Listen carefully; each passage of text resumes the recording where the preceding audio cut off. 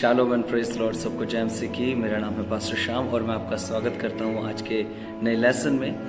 मेरे बहन भाइयों, आज का जो लेसन है वो जुड़ा है कल के लेसन से। कल हमने देखा था कि किस तरीके से परमेश्वर ने अपनी दया जो थी अपने दास के द्वारा दिखाई, जिसका नाम था नूह, जिसके विषय में हमने कल बात करी थी, शुरुआत करी थी नूह के विषय में। आज मैं आपको बताना चाहता हूँ ये जो नूह था, परमेश्वर ने इसको चुना अपने उस कार्य के लिए जिससे द्वारा परमेश्वर अपनी दया और अपने अनुग्रह को दिखाना चाहता था मानव जाति के ऊपर।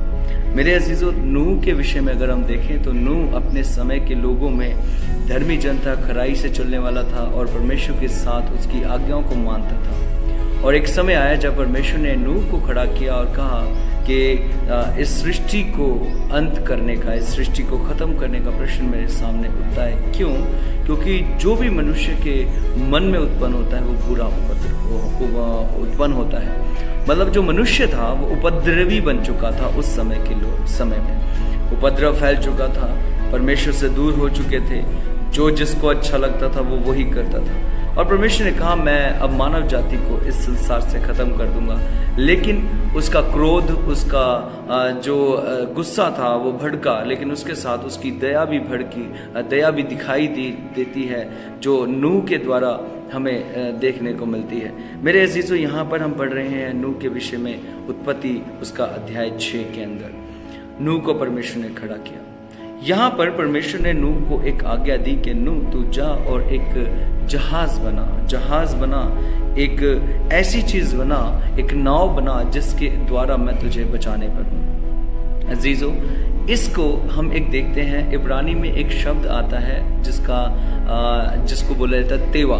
तेवा एक ऐसा शब्द है जो दर्शाता है एक संदूक को। तेवा एक ऐसा शब्द है जो दर्शाता है एक नाव को। तेवा शब्द इस्तेमाल हुआ है जब परमेश्वर ने नूह को कहा कि तू वो नाव बना, और तेवा शब्द वहाँ भी इस्तेमाल हुआ है जहाँ पर हम देखते हैं कि परमेश्वर ने मूसा को बचाया एक सरकंठों के एक बने हुए टोकरी के द्वारा, जो उसकी माँ 3 महीने तक उसको छुपाती रही अपने पास। लेकिन 3 महीने बाद उसने मूसा को एक छोटा सा एक संदूक बनाया और उसके अंदर उसने मूसा को बचाया और मूसा ने फिर इजरायलियों को बचाया।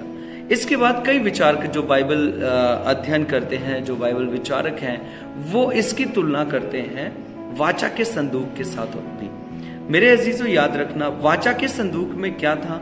वाचा के संदूक में भी हमारी सुरक्षा रखी थी। नाव के अंदर हमारी सुरक्षा थी और मूसा के लिए बनाई गई उस एक छोटे से संदूक के में सुरक्षा थी इजरायलियों के लिए, और उसके बाद में वाचा का संदूक, इसमें भी सुरक्षा थी हम सब के लिए, जो हम पढ़ते हैं आज बाइबल के अंदर, जिसके द्वारा हमें परमेश्वर की आज्ञाओं को, परमेश्वर के उन बातों को हमें पता चलता है जिसको हमें मानना बहुत ज़रूरी है। आज हम बात कर रहे हैं एक ऐसे कार्य को जो परमेश्वर की आज्ञा को मानकर मूसा ने किया। मेरे बहन भाई, याद रखना, यहाँ पर अगर मैं आपके सामने वचन पढ़ूं, इब्रानियों की पुस्तक उसका 11वां अध्याय और उसके हम पढ़ेंगे 7वें वचन में। वचन कहता है, विश्वासी से नूह ने उन बातों के विषय में जो उस समय दिखाई न पड़ती थी चेतावनी पाकर भक्ति के साथ अपने घराने के बचाव के लिए जहाज बनाया। यहाँ पर एक बात देखिए मेरे बहन भाइयों, उस समय उसको नहीं दिखाई पड़ता था कि आगे क्या होगा, बस उसको ये पता था कि परमेश्वर ने कहा था कि नूह एक काम कर, एक जहाज बना, और उसने परमेश्वर की आज्ञा को मानकर जहाज बनाया। लोगों को चेतावनी दी कि सुधर जाओ, समय आ रहा है, तुम इस जो आने वाला समय है बहुत ही खतरनाक है, इससे बचना है। 120 साल तक नूह प्रचार करता रहा। 120 साल के बाद जब नाव तैयार हो रही थी, उसके बाद फिर और समय उस समय के लोगों को दिया गया। 40 दिन दिए गए, लेकिन वो नहीं सुधरे, और उसके अंत में क्या हुआ हम देखते हैं, जल प्रलय आया और उसने उस समय के सारे मानव जाति को जो इस धरती पर थे उसको सबको खत्म कर दिया। मेरे बहन भाइयों, यहाँ हम देखते हैं एक क्रिया को, जो एक शब्द आता है इब्रानी का जिससे बोलते हैं आसा। आसा एक इब्रानी का शब्द है और इसका मतलब है क्रिया। मेरे बहन भाइयों, यहाँ पर जो हम आज के लेसन से सीख रहे हैं वो ये है कि नूह ने कार्य को किया और विश्वास ही के द्वारा उसने इस कार्य को किया।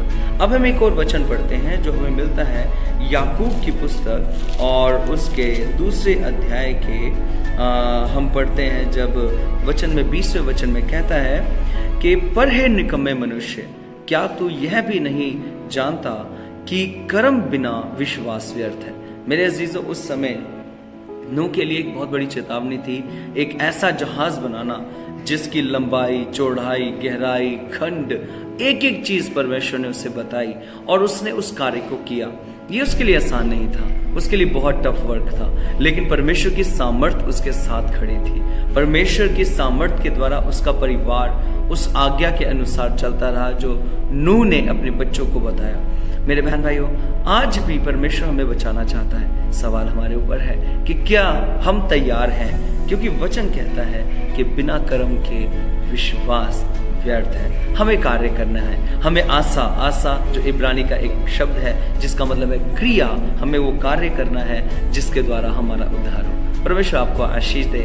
हम कल फिर पढ़ेंगे जल प्रलय के विषय में, वो कैसे जल प्रलय इस धरती पर आया। God bless you.